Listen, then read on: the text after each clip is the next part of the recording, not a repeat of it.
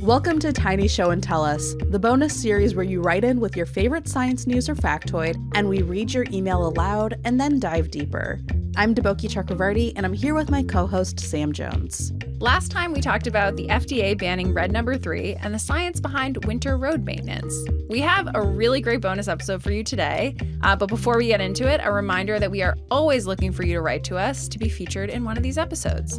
You can email tinymatters@acs.org, or you can fill out the form that's linked in the episode description. All right, let's hop into it. Deboki, do you want to kick things off today? I will get us started. So this is from listener Milan, and they wrote, climate change is affecting how medications for mental health are being absorbed and how they affect the body. I thought this was super interesting. So to start, according to Wellcome, rising temperatures are generally not great for people's mental health, which I think is very understandable. Yeah. And, you know, at least looking at heat waves, like things aren't great. So No. during heat waves, hospitalizations for psychiatric disorders and emergency psychiatric visits tend to go up. Suicide rates also tend to be higher during heat waves. And we don't know why this is. Obviously, heat waves are miserable. Yeah. But, you know, this is pretty stark. Yeah. So going to Milan's like original thing, how about medication? And so one of the big issues is that there are a number of medications that can mess with how a person's body regulates temperature or fluid balance, which can then make it really hard to get through heat waves. And so there's this general idea that maybe with climate change and rising temperatures and more frequent heat waves, people who are on these medications might be more vulnerable to other issues as well. Oh. Right. Yeah. It's one of those things that I feel like I wouldn't have thought about. Yeah. Like I wouldn't be like, oh, it's really hot. How's this going to mess with medication? Totally. And I think maybe it's just me, but like, hey, we always have the same internal temperature because of homeostasis and all. And it's Right. like, actually, external heat can like really impact. Yeah. And if our internal temperature changes the slightest amount, like it makes a huge difference. Yeah, definitely. And so that then affects the way that your medications work, or like if your medications are messing with those systems, like that's going to mess with your body overall. So some of the examples that Tien found for us, they're SSRIs like Prozac and Zoloft that can be really, really helpful for people who have anxiety or depression. But they can also affect thermoregulation. And so if you're on them and it's like really hot out, sometimes people can end up sweating either too much or too little.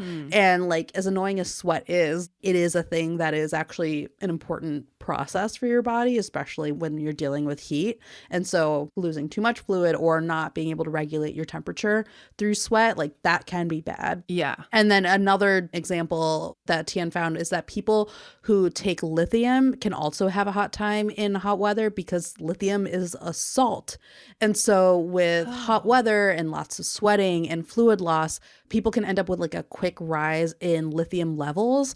And that can lead to a number of symptoms like dizziness, slurred speech, and confusion. And so, yeah, these are some of the ways that that's scary. That heat waves and thus like kind of taking it further potentially to climate change and rising temperatures overall might impact people. I am curious, like, I feel like, you know, a lot of this comes down to thinking about this in the context of heat waves. Right. I don't know, like, so there's the part of climate change that is just like kind of average temperatures rising. And so I don't know if that is necessarily going to be like the thing that is causing these issues. But I think it's that next step of like more frequent heat waves. Right. And like worse heat waves that like we've already seen happening every year. Like that's the thing that I assume is going to be the real challenge for people who are taking these medications. Right. More extreme weather events more frequently. Yeah, exactly. Yeah. Oh my gosh. I had no idea.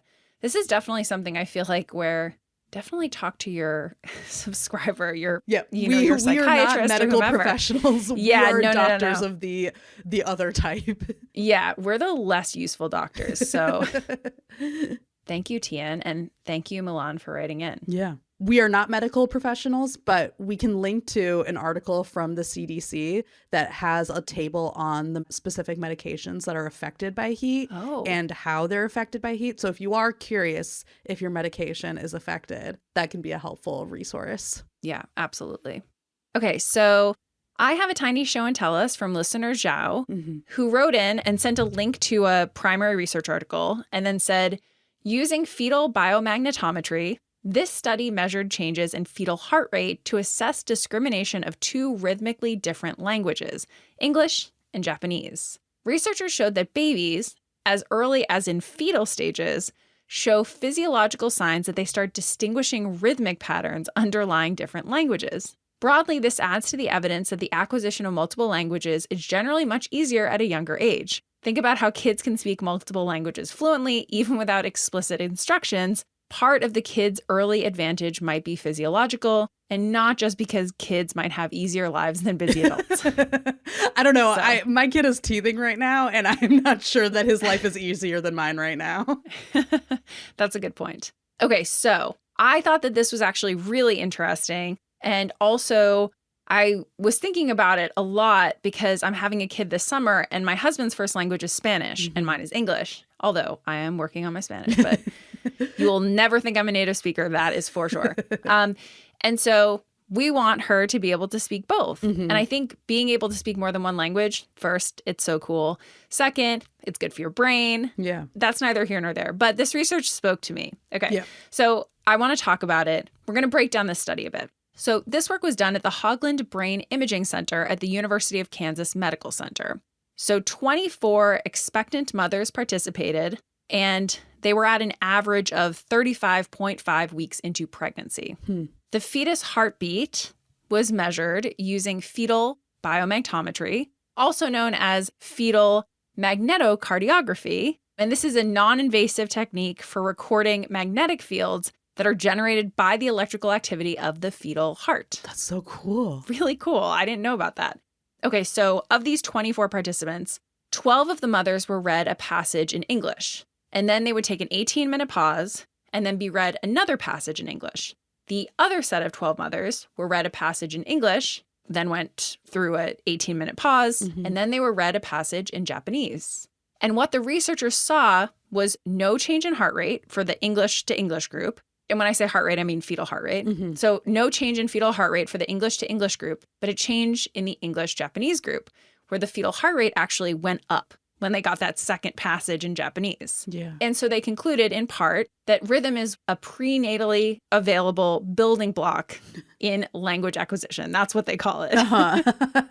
And so actually a study like this one had been done before, but with English and Chinese. And it was a similar setup. But the authors in this more recent study said one of the flaws was that different speakers recorded the passages in both English and Chinese, whereas in the English and Japanese study, the passages were spoken by the same bilingual speaker.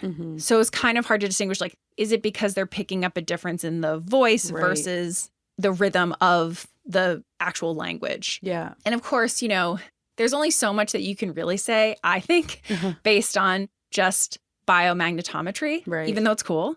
One of the authors says, quote, because direct measures of fetal brain function are limited, metrics of heart rate and variability serve as proxies to central control.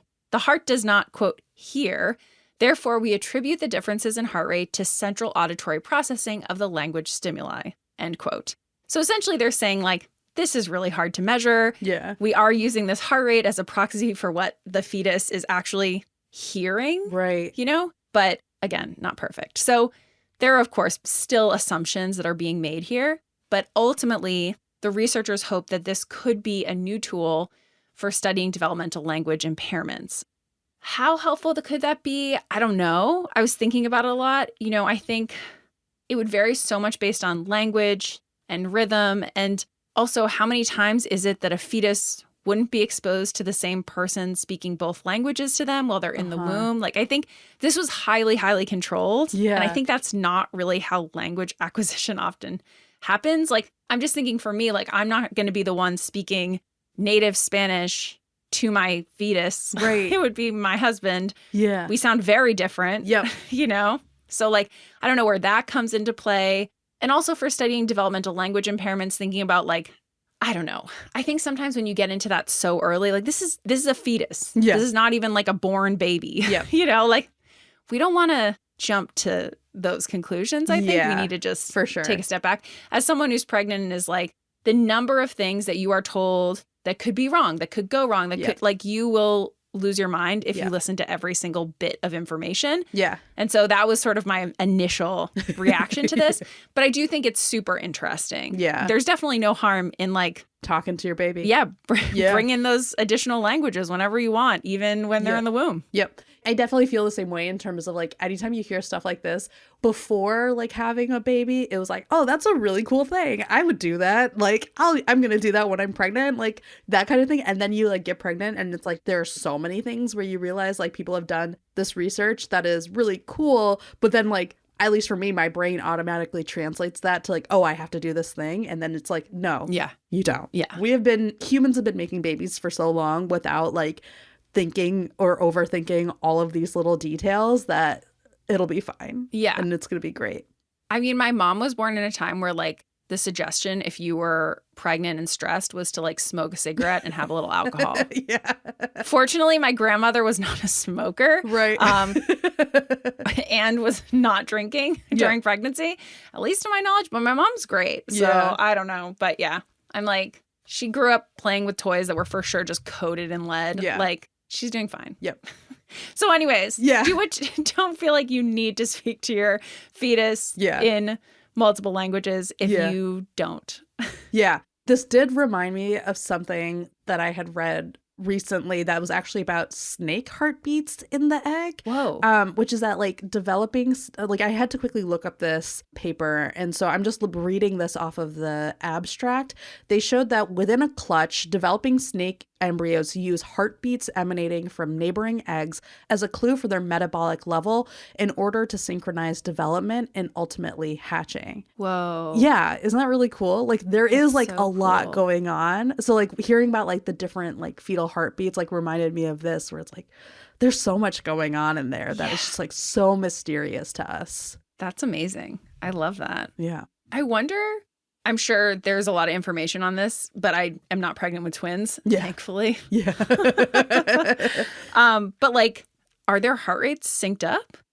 That's a good question. I'm gonna look that up. Yeah. Let's do an on-the-job research on this. Twins heartbeat fetus. Let's see. So there's one paper from 1992 that I found that was looking at when fetal heart rates accelerate. And they found that in 15 sets of twins, they found in the twins that they were looking at that 36% of these accelerations were found to be simultaneously happening. But I wonder if they were, like, synced. Yeah.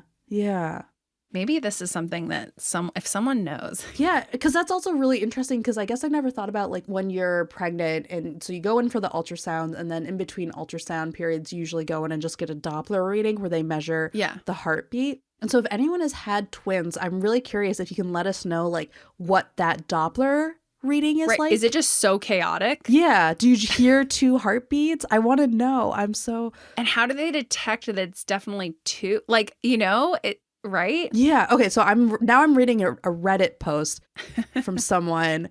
When they went in for their ultrasound at 7 weeks, their twins, there was a difference in heart rate, but this was 7 weeks and one was slightly smaller than the other.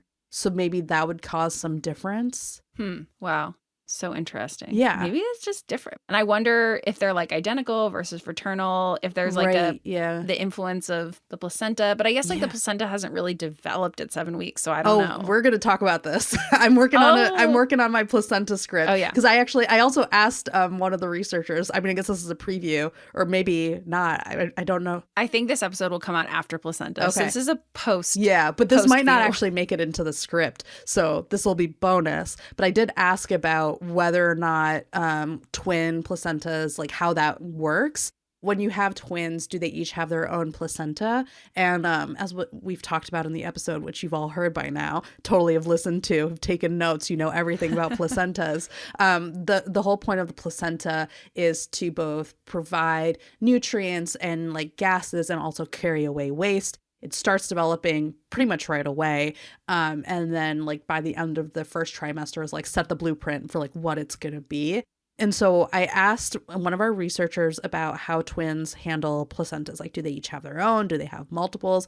And the answer is that it depends. Like, they can end up with their own placenta. So obviously fraternal twins will usually end up with their own placenta. They're in their own amniotic sac, so they have their own placenta. With identical twins, apparently it depends on how the twinness actually happens. They could actually end up with a shared placenta, or they could end up with their own placentas. So that's it's really trippy. The placenta is weird. Yeah. We could sit here all day and just talk about this, I feel like. And just talk about how weird it is to have a baby. Yeah, it is very odd. Thanks to Milan and Zhao for submitting to Tiny Show and Tell Us, a bonus episode from Tiny Matters created by the American Chemical Society and produced by Multitude. And a big thank you to science journalist Tien Nguyen, who did the research for this episode. You can send us an email to be featured in a future Tiny Show and Tell Us episode at tinymatters@acs.org, or you can fill out the form that's linked in the episode description. We'll see you next time.